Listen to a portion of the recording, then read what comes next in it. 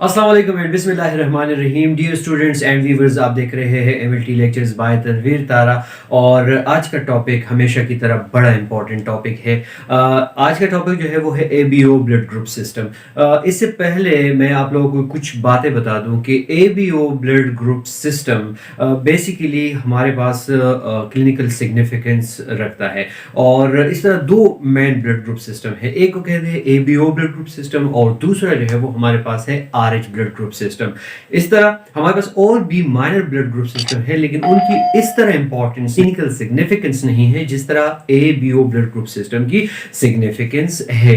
अच्छा, अब बात ये आती है कि एबीओ, पहले हम एबीओ को पढ़ेंगे, फिर उसके बाद आरएच ब्लड ग्रुप सिस्टम को पढ़ेंगे इंशाल्लाह। लेकिन पहली बात ये है कि जब हम एबीओ ब्लड ग्रुप सिस्टम को स्टार्ट करते हैं तो हमारे माइंड के अंदर तीन चार टाइप के ब्लड ग्रुप जो है वो आ जाते हैं। कोई कहता है, कम्युनिटी में भी हम चले जाते हैं तो कोई कहता है मेरा ए ब्लड ग्रुप है, मेरा बी ब्लड ग्रुप है, किसी का ए बी होता है और किसी का ओ ब्लड ग्रुप सिस्टम है। तो ओ और ए बी या बी हमारे पास ये ग्रुप्स कहाँ से आए, बेसिकली इसके पीछे वजह क्या है। तो बीइंग मेडिकल स्टूडेंट के हमें ये मालूम होना चाहिए कि रेड ब्लड सेल के ऊपर कुछ स्पेसिफिक एंटीजन होते हैं और उन एंटीजन के बेस पे हम ब्लड ग्रुप को डेजिग्नेट करते हैं। लेट्स सपोज अगर किसी ब्लड ग्रुप है ए और उसके ऊपर अब हमारे जो रेड ब्लड सेल है उसके ऊपर एंटीजन कौन से होंगे, ए एंटीजन होंगे, तो अल्टीमेटली उसका ब्लड ग्रुप जो है वो ए हो जाएगा। इसी तरह अगर किसी के ब्लड ग्रुप बी है, किसी का ब्लड ग्रुप बी है और उसके ऊपर बी एंटीजन है, तो उसी वजह से हमने इसको बी ब्लड ग्रुप का नाम दिया हुआ था। बात ये आती है कि ओ ब्लड ग्रुप जब है तो उसके ऊपर कौन से एंटीजन है, क्या इसके ऊपर एंटीजन है भी या नहीं है, और ये क्या ओ है या जीरो है। तो इस वजह से जो है ये भी आज हम जानने की कोशिश करेंगे। स्टार्ट में मैं नहीं बता रहा क्योंकि आगे इसको काफी डिटेल है, आपको पूरी वीडियो देखनी पड़ेगी। तो पहली बात ये है कि एंटीजेंस क्या होते हैं और बेसिकली ऐसी कौन सी इंपॉर्टेंट सब्सटेंस रहती है या कौन सी इंपॉर्टेंट एंटीजन रहती है कि जो ए में भी है, बी में भी है, ए बी में भी है और इवन ओ के ऊपर भी वो एंटीजन जो है वो प्रेजेंट रहती है। तो हम चलेंगे हम अपने वीडियो की तरफ, और उससे पहले अगर किसी ने चैनल सब्सक्राइब नहीं किया तो काइंडली चैनल को सब्सक्राइब कर ले, बेल के आइकन को दबा ले ताकि हर नई आने वाली वीडियो आपको बर वक्त पहुंच सके, आपको नोटिफाई किया जा सके। Thank you very much. Okay, A B O antigen को अब हम समझने की कोशिश करेंगे। और ऐसा है कि लेट्स सपोज हमारे पास चार डिफरेंट ब्लड ग्रुप्स बनते हैं। कोई कहता है मेरा ए ब्लड ग्रुप है, कोई कहता है कि बी ब्लड ग्रुप है या ए बी बी हो सकता है, और इसी तरह एक और ब्लड ग्रुप है जिसको हम कहते हैं ओ ब्लड ग्रुप। तो ये चार ब्लड ग्रुप जो है वो बड़े इंपॉर्टेंट हैं। और ये क्यों इंपॉर्टेंट है, क्योंकि इनकी क्लिनिकल सिग्निफिकेंस है। पहली बात तो ये है क्योंकि और भी हमारे पास बहुत सारे ब्लड ग्रुप्स है, ब्लड ग्रुप सिस्टम्स है, माइनर ब्लड ग्रुप सिस्टम जिसे हम कहते हैं, लेकिन इम्पॉर्टेंट जो है वो जो क्लिनिकली इम्पॉर्टेंस रखते हैं तो वो एक है ए बी ओ सिस्टम और दूसरा जो है वो हमारे पास है आर एच सिस्टम। ठीक है, तो आज जो हमारा टॉपिक है बेसिकली वो हमारा चलेगा ए बी ओ सिस्टम पे। और ए बी ओ सिस्टम में क्योंकि ये बात आप लोगों ने याद रखनी है कि अगर कोई हम ब्लड ग्रुप बताते हैं कि आपका ए ब्लड ग्रुप है या किसी का बी ब्लड ग्रुप है या किसी का ए बी ब्लड ग्रुप है, इसी तरह अगर किसी का ओ ब्लड ग्रुप है, तो there are certain antigen present on the red cell surface. ठीक है, कि जो रेड सेल है उसके सरफेस के ऊपर हमारे पास कुछ स्पेसिफिक एंटीजन होंगे। लेट सपोज ये मैं एक रेड ब्लड सेल ड्रॉ कर रहा हूँ, ठीक है, और ये लेट सपोज मेरे पास ए ब्लड ग्रुप है, तो इसको मैं ए ब्लड ग्रुप जो है वो तब कहूँगा जब इसके ऊपर ए एंटीजन जो है वो प्रेजेंट होंगे। जैसे कि ये ए एंटीजन यहाँ पे इसके ऊपर प्रेजेंट है, तो यहाँ पे इसको मैं कहूँगा कि ब्लड ग्रुप इसका ए है। ठीक है, अच्छा, अब दूसरी बात जो है कि लेट सपोज अगर दूसरा बंदा क्लेम करे कि मेरा ब्लड ग्रुप जो है वो बी है, तो यहाँ पे भी सेम, अगर इसके सर्कुलेटरी सिस्टम में हम चले जाएंगे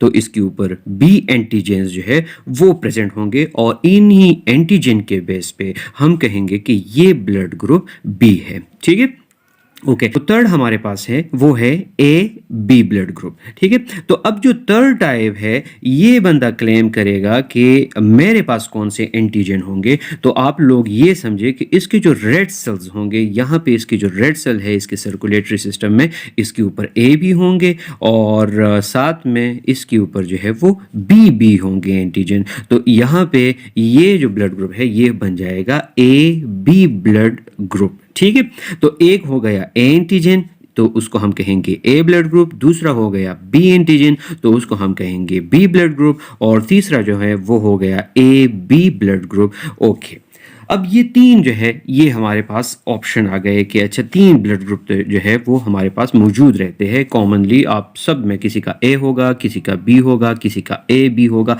लेकिन एक और जो है वो ब्लड ग्रुप होगा और वो कहे कि मेरा तो ब्लड ग्रुप जो है वो ओ है, तो मेरे पास जो है वो कौन सा एंटीजन होगा। तो यहाँ पे ये बात अब आप लोगों को समझने की है कि ओ जो है वो हम वैसे भी कहते हैं कि ओ जो है इसको हम ज़ीरो कहते हैं, इसीलिए कि इसके ऊपर कोई एंटीजन नहीं होता। आम जो है वो आप लोग यही सुनते चले आ रहे हैं, लेकिन आज ये कॉन्सेप्ट आप लोगों ने क्लियर करना है और ये याद रखें कि इनके ऊपर एक एंटीजन जो है वो मौजूद रहता है। जिस तरह ब्लड ग्रुप ए था तो उसके ऊपर ए एंटीजन था, जिस तरह बी था उसके ऊपर बी एंटीजन था, ए बी के ऊपर ए और बी दोनों एंटीजन थे। यहाँ पे अब कौन सा एंटीजन होगा, तो ओ एंटीजन का नाम अगर मैं लूँगा तो ऐसा कुछ भी नहीं है। इसीलिए अब आप लोग ये समझने की कोशिश करें कि इसके ऊपर एक सब्सटेंस होता है जिसे हम कहते हैं एच सब्सटेंस। ठीक है, या आप इसको कहे कि इसके ऊपर जो है वो एच एंटीजन रहता है। ठीक है, तो यहाँ पे जो एच एंटीजन होगा वो यहाँ पे प्रेजेंट होगा। हाँ, ये ए नहीं है, ये बी नहीं है, ये ए भी नहीं है, लेकिन यहाँ पे एक एंटीजन होगा जिसको हम कहेंगे कि ये एच एंटीजन है या इसको आप कहते हैं एच सब्सटेंस। ठीक है, याद रहे कि जो ओ ब्लड ग्रुप है ऐसा नहीं है कि इसके ऊपर कोई एंटीजन नहीं होता। ये अगर आपसे कोई पूछे तो ये गलत है।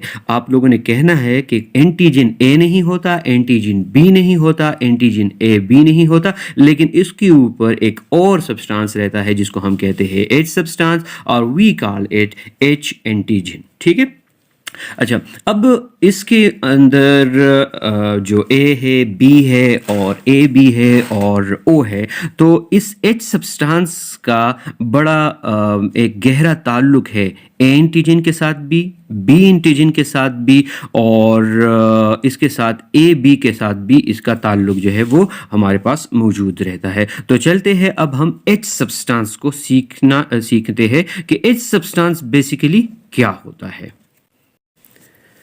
ओके, एच सब्सटेंस को अब देखते हैं और एच सब्सटेंस बड़ा इम्पोर्टेंट एक एंटीजन है या एक बड़ा इम्पोर्टेंट सब्सटेंस है, क्योंकि ये आपको ए एंटीजन में भी मिलेगा, ये आपको बी में भी मिलेगा और ये ओ में कैसे प्रोड्यूस होता है और ये ए बी में भी प्रोड्यूस होता है। ठीक है, तो अब ये बात आप लोग याद रख ले कि जो आरबीसीज रहता है, ठीक है, जो आरबीसी होता है उसके अंदर कोई न्यूक्लियस नहीं होता। जब इसके अंदर कोई न्यूक्लियस नहीं होता तो इसके ऊपर एंटीजन्स जो है, बहुत सारे एंटीजन वो कैसे प्रोड्यूस होंगे। अब ये यहाँ पे आप लोग सीख ले कि क्योंकि आरबीसी ए न्यूक्लिएटेड होता है, वो सर्वाइवल तो कर सकता है अपने सर्टन जो है एनर्जी के ज़रिए, लेकिन यहाँ पे उसके ऊपर एंटीजन प्रोडक्शन जब भी होती है तो हमारे पास जो प्रिकर्सर एरिथ्रोब्लास्ट होता है, जिस तरह हमें पता था कि एरिथ्रोब्लास्ट है, फिर बेजोफिलिक एरिथ्रोब्लास्ट है, तो उसमें से फर्स्ट जो प्रिकर्सर सेल होता है उसको हम कहते हैं एरिथ्रोब्लास्ट। ठीक है, तो उसके अंदर एक न्यूक्लियस होता है और जाहिर बात है कि जब न्यूक्लियस होगा तो आपके पास जो है वो क्रोमोसोम जो है वो भी मौजूद होंगे और क्रोमोसोम जो है वो फिर रिस्पॉन्सिबल होते हैं आपके स्पेसिफिक एंटीजेंस के लिए। ठीक है, तो पहली बात कि एंटीजेंस जब प्रोड्यूस होंगे तो वो precursor of red blood cells से ही प्रोड्यूस होंगे और इस तरह के एंटीजन को जब प्रोड्यूस किया जाता है, to make such antigen we need enzyme, हमें एंजाइम की ज़रूरत होती है। ठीक है, और याद रहे कि एंजाइम और प्रोटीन जो है वो डिराइव होते हैं डीएनए और आरएनए से, जो सेंट्रल डॉग्मा है हमारे पास। तो आरबीसी न्यूक्लियस नहीं रखता, एरिथ्रोब्लास्ट जो है वो न्यूक्लियस रखता है। जो कुछ होगा, जो प्रोसेस होगा एच सब्सटेंस के लिए या एच एंटीजन के लिए, तो वो एरिथ्रोब्लास्टिक जो प्रिकर्सर सेल होता है रेड ब्लड सेल का, वहाँ पे होगा। अच्छा, अब इसको समझने के लिए आप लोगों को मैं एक ड्रॉ कर देता हूँ प्रिकर्सर एरिथ्रोब्लास्ट। ओके, ये एक एरिथ्रोब्लास्ट है, ठीक है, ये एक एरिथ्रोब्लास्ट है, ये इसका न्यूक्लियस है, यहाँ पे खैर छोटा है, बड़ा होना चाहिए इसको, लेकिन आप लोगों को समझाने के लिए मैं सिर्फ ये कर रहा हूँ। अच्छा, यहाँ पे एक स्पेशल क्रोमोसोम होता है जिसका नाम है क्रोमोसोम नंबर 19, और ये क्रोमोसोम नंबर 19 जो है ये एक्सप्रेस करेगा सर्टन एंजाइम को, और ये एंजाइम जब जाएंगे और एक ख़ास किस्म के ओलिगोसैकेराइड से ये मिलेंगे तो हमारे पास एक सब्सटेंस जो है वो प्रोड्यूस हो जाएगा। अब याद रहे कि जो रेड ब्लड सेल होता है इसके ऊपर जो है वो मिलियंस ऑफ ये ओलिगोसैकेराइड्स जो है ये मौजूद रहते हैं। यहाँ पे सिर्फ आप लोगों को मैं सिर्फ ये ड्रा कर रहा हूँ, ठीक है, तो ये आप देख ले कि ये ओलिगोसैकेराइड्स है बेसिकली। अब क्या होता है बेसिकली, ये क्रोमोसोम नंबर 19 जो है ये एक जीन एक्सप्रेस करेगा, और इस जीन एक्सप्रेशन के लिए इसको स्पेशल एंजाइम्स की ज़रूरत होगी। कौन सी एंजाइम की ज़रूरत होगी? स्पेशल एंजाइम की ज़रूरत होगी, और उस एंजाइम का जो है वो नाम होगा फुकोज ट्रांसफेरेज, ठीक है। फुकोज ट्रांसफेरेज जो है ये क्या करेगा बेसिकली, फुकोज ट्रांसफेरेज जो है ये हमारे पास सिंपल शुगर है। ये फुकोज ट्रांसफेरेज जो है ये ट्रांसफ़र करेगा फुकोज को, यहाँ पे ले आएगा, जो यहाँ पे ओलिगोसैकेराइड थे यहाँ पे इसको बाइंड करेगा। जब ये बाइंड हो जाएगा तो ये जो अब सब्सटेंस नज़र आ रहा है आप लोगों को कि ये ओलिगोसैकेराइड और प्लस जो फुकोज क्रोमोसोम नंबर 19 की वजह से फुकोज ट्रांसफेरेज प्रोड्यूस हुआ, और फुकोज ट्रांसफेरेज जो है वो यहाँ पे आके ओलिगोसैकेराइड के साथ मिल गया, अटैच हो गया। तो this substance is known as H substance, और we also called it H antigen. तो इसी तरह एच एंटीजन जो है वो प्रोड्यूस होता है। अच्छा, अब याद रहे कि जितने भी हमारे पास रेड ब्लड सेल्स है उन सब के ऊपर एच सब्सटेंस जो है वो मौजूद रहता है, खा वो ए ब्लड ग्रुप हो, वो बी ब्लड ग्रुप हो, वो ए बी ब्लड ग्रुप हो, तो उन सब के ऊपर जो है वो एच सब्सटेंस जो है वो मौजूद रहता है। अब हमें ये समझना है कि जब एच सब्सटेंस सब पे मौजूद है और इवन ओ पे भी ये मौजूद है, क्योंकि एच सब्सटेंस का पता हमें ओ से लगा, तो फिर ए क्यों हम ए एंटीजन को कहते हैं, बी को बी एंटीजन क्यों कहते हैं, और ए बी को हम ए बी एंटीजन क्यों कहते हैं। तो अब इस चीज़ को जो है वो हम आगे सीखेंगे कि कब हम ए को ए एंटीजन कहेंगे और बाकी एंटीजन्स को जो है वो एच सब्सटेंस की मदद से हम कैसे बनाते हैं। ओके, अब यहाँ पे हमारे पास ए एंटीजन कैसे बनेगा, ठीक है। ए एंटीजन जो है वो कैसे बनेगा, तो याद रहे कि हमारे यहाँ पे जो हमने ड्रॉ किया हुआ था ये एरिथ्रोब्लास्ट था, और यहाँ पे क्रोमोसोम नंबर 19 था, फिर उसने एक फुकोज ट्रांसफरेज बनाया, फिर उसने फुकोज को जो है बाइंड किया यहाँ पे, और ये हमारे पास जो है वो एच सब्सटेंस बन गया। अब ए एंटीजन जो है वो इससे कैसे बनेगा, तो इसी को हम दोबारा ड्रॉ कर लेते हैं, और याद रहे कि यहाँ पे एक दूसरा क्रोमोसोम जो है वो इन्वॉल्व होगा, और वो होगा क्रोमोसोम नंबर 9 होगा, ठीक है। तो जैसे क्रोमोसोम होता है, और आपको पता है कि ये जो है वो एक मदर से आता है, एक जो है वो फादर से आता है, तो ये जो एरिया है स्पेशल लोकस पे एक जीन जो है इसके लिए रिस्पॉन्सिबल होता है, और ये जीन जो है ये एक स्पेशल टाइप ऑफ एंजाइम जो है वो बनाएगा, और उस एंजाइम का नाम जो है एन एसिटाइल गैलेक्टोज अमीन ट्रांसफेरेज, एन एसिटाइल ग्लूकोज अमीन ट्रांसफेरेज जो है वो बना लेगा, ठीक है। अच्छा, अब जब ये बन गया तो ऑलरेडी हमारे पास एच सब्सटेंस जो था वो तो बन चुका था यहाँ पे, ये एच एंटीजन या एच सब्सटेंस। तो ये जो एन एसिटाइल गैलेक्टोज अमीन ट्रांसफेरेज है यहाँ पे ये इसके साथ जो है ये बाइंड कर जाएगा, और जब ये यहाँ पे इसके साथ बाइंड कर जाएगा तो अब ये होल सब्सटेंस जो है प्लस यानी फोकोस इसके साथ ओलिगोसेकेराइड और प्लस जो है वो एन एसिटाइल ग्लूकोज अमीन ट्रांसफरेज, या इसको आप जो है वो NAGA, या इसको आप कह सकते हैं ट्रांसफरेज ए, क्योंकि ये जो है इस सब्सटेंस को ए में कन्वर्ट करता है। तो यहाँ पे अब हमारे पास इसको हम कहेंगे कि ये ए एंटीजन जो है ये बन गया है। ठीक है, तो ये बेसिकली वो एडिशनल सब्सटेंस था जो हमारे पास क्रोमोसोम नंबर 9 इसके लिए रिस्पॉन्सिबल होता है। एन एसिटाइल ग्लूकोजामीन ट्रांसफरेज बन जाता है। एन एसिटाइल ग्लूकोजामीन ट्रांसफरेज जो है यहाँ पे ये बाइंड हो जाता है, और जब ये बाइंड हो जाता है तो होल सब्सटेंस को जो है वो अब हम कहते हैं कि ये हमारे पास ए एंटीजन है। ठीक है, ओके। अब बी एंटीजन की तरफ देखते हैं। तो बी एंटीजन जो है वो कैसे बनेगा? तो सेम स्टोरी है कि यहाँ पे आप लोग एरिथ्रोब्लास्ट, ये आपका न्यूक्लियस छोटा सा है लेकिन है, फिर यहाँ पे आपका जो है वो एच सब्सटेंस। अब यहाँ पे बी यही क्रोमोसोम नंबर 9 है, लेकिन इसका जो लोकस था, यहाँ पे जो इसका लोकस था, ठीक है, तो यहाँ पे एक वेरिएंट ऑफ जीन होगा। यहाँ पे जब ए ब्लड बन रहा था तो उसके लिए रिस्पॉन्सिबल था एन एसिटाइल ग्लूकोज अमीन, लेकिन यहाँ पे जो प्रोडक्ट बनेगा या ये जो रिस्पॉन्सिबल होगा तो ये बी के लिए रिस्पॉन्सिबल होगा, और इसको हम कहेंगे कि ये वेरिएंट ऑफ जीन है, और ये एक डिफरेंट टाइप ऑफ ट्रांसफरेज जो है वो फॉर्म करता है, और उस ट्रांसफरेज को हम कहेंगे गैलेक्टोज ट्रांसफरेज। ठीक है, गैलेक्टोज ट्रांसफरेज जो है वो यहाँ पे आ जाएगा,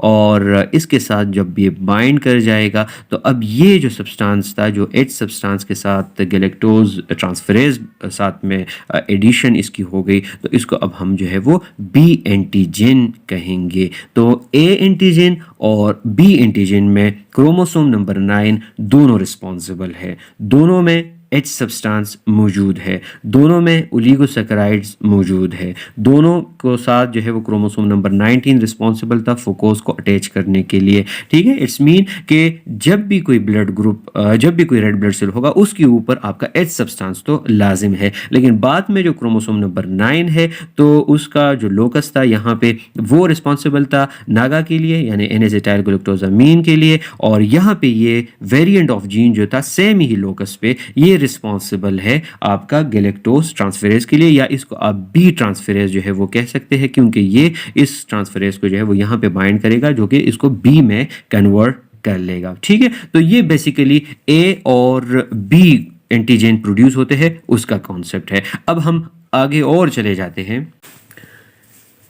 ओके, अब एक और ऑप्शन है ए और बी का। ठीक है, तो यहाँ पे अब सवाल ये पैदा होता है कि इसमें ए के लिए क्या रिस्पॉन्सिबिलिटी है और बी के लिए क्या रिस्पॉन्सिबिलिटी है। तो अब मैं यहाँ पे फिर वही प्रिकर्सर प्रोएरिथ्रोब्लास्ट बना लेता हूँ। ये इसका छोटा सा न्यूक्लियस है, हालांकि ये बड़ा होता है, लेकिन यहाँ पे मैं इस स्पेस को कवर करने के लिए इसको छोटा बना रहा हूँ। ठीक है, और यहाँ पे क्रोमोसोम नंबर 19 जो था उसने ऑलरेडी जो है जिस पे एच सब्सटेंस था वो बना चुका है, जिस तरह ऑलरेडी मैंने कहा स्टार्ट में। ठीक है, तो ये हमारे पास जो है वो बन गया है। हमारे पास क्रोमोसोम नंबर 9 है, और क्रोमोसोम नंबर 9 जो है वो रिस्पॉन्सिबल होता है कि यहाँ पे या वो ए में कन्वर्ट कर देता है या उसको बी में कन्वर्ट कर देता है, और इसका जो लॉन्ग आर्म पे जो लोकस था उसमें अगर ए के लिए था तो ट्रांसफरेज ए जो था वो यूज़ हो रहा था, और अगर बी पे था तो वहाँ पे यूज़ हो रहा था ट्रांसफरेज बी, यानी एन एसिटाइल ग्लूकोजामीन, इसके नाम जो है वो ऑलरेडी मैं बता चुका हूँ। ठीक है, स्टार्ट में। अच्छा, यहाँ पे सिर्फ मैं ट्रांसफरेज ए और ट्रांसफरेज बी जो है वो यहाँ पे कहूँगा। ओके, अब होता क्या है, देखिए ये जो क्रोमोसोम्स होते हैं ये एक मदर से आता है और एक आता है फादर से।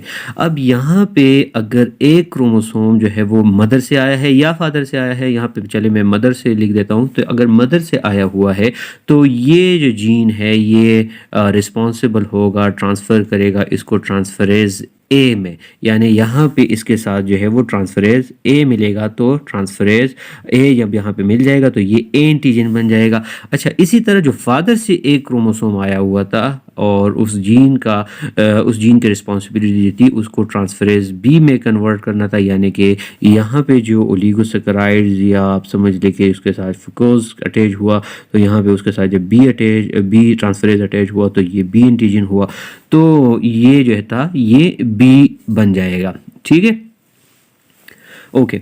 अब देखें कि यहाँ पे मामला जो है, सिचुएशन जो है वो थोड़ी सी डिफरेंट है, और वो ये है कि क्योंकि रेड ब्लड सेल्स जो है उसके ऊपर मॉलिक्यूल होते हैं, और वो मॉलिक्यूल जो है ये फ्यूकोस ट्रांसफरेज यहाँ पे जिसने बनाया हुआ था वो थे, और इसमें से कुछ मॉलिक्यूल्स जो थे, कुछ मॉलिक्यूल्स जो है वो इसको बाइंड करेंगे तो यहाँ पे ए एंटीजन बनेगा, और कुछ जो है वो इसको बाइंड करेंगे तो यहाँ पे जो है वो बी एंटीजन जो है वो बनेगा। तो इसी तरह ये ब्लड ग्रुप जो है ये भी ए और बी बन जाएगा, तो that's why we call it A B antigen and the group is known as A B blood group. ठीक है, तो अगर इसको समराइज कर लिया जाए तो सबसे पहले ओ ब्लड ग्रुप है, तो ओ ब्लड ग्रुप पे हमारे पास जो था वो एच सब्सटेंस मौजूद था, या आप कह ले कि एच एंटीजन मौजूद था। हाँ, ये नहीं कह सकते आप कि यहाँ पे इस पे कोई एंटीजन जो है वो मौजूद नहीं है, बल्कि एक बड़ा रिस्पॉन्सिबल एंटीजन जो था वो मौजूद था, क्योंकि जब हम इसका पार्ट 2 पढ़ेंगे तो उसके अंदर आप लोग देखेंगे कि एंटीबॉडीज़ जो है वो कैसे बनते हैं, ए के अगेंस्ट एंटी बी क्यों बनता है और बी के अगेंस्ट एंटी ए क्यों बनता है, तो उसमें इसकी इंपॉर्टेंस जो है वो और आप लोगों को जाहिर हो जाएगी। फिर उसके बाद जो था वो ए एंटीजन था, वो कैसे बना, कि क्या चीज़ जिसके साथ अटैच हो गई उस पर भी हमने बात कर ली, फिर बी के साथ, और फिर हमने एंड पे जो है वो ए और बी पे भी हमने बात कर ली। Okay, now O blood group. ठीक है, तो ओ ब्लड ग्रुप में एक चीज़ जो है वो आप याद रखिए कि ओ ग्रुप में भी आप समझ लें कि क्रोमोसोम नंबर 9 तो होता है, और सेम लोकस भी होंगे, और एच सब्सटेंस तो ऑलरेडी वहाँ पे मौजूद होता है। तो ये एच सब्सटेंस जो है वो बेचारा अकेले क्यों रहता है और उसको एच एंटीजन क्यों कहते हैं, तो इसीलिए कि जब यहाँ पे ये दोनों लोकस मौजूद है लेकिन ये इनएक्टिव होंगे। ठीक है, इनएक्टिव होंगे तो ये ना ट्रांसफरेज ए बना सकेंगे और ना ये ट्रांसफरेज बी बना सकेंगे, तो इसीलिए जो है वो एच सब्सटेंस यहाँ पे मौजूद होगा कर सकेगा, और दैट्स वाई इसको जो है वो हमने ओ ब्लड ग्रुप कहा। तो थैंक यू सो मच, ये था आज का टॉपिक। उम्मीद है आप लोगों को टॉपिक जो है वो पसंद आया होगा, और अभी तक अगर किसी ने चैनल को सब्सक्राइब नहीं किया तो काइंडली सब्सक्राइब के बटन को दबा ले, साथ में बेल के आइकॉन को दबाना ना भूले, ताकि हर नई आने वाली वीडियो आपको बर वक्त पहुंच सके।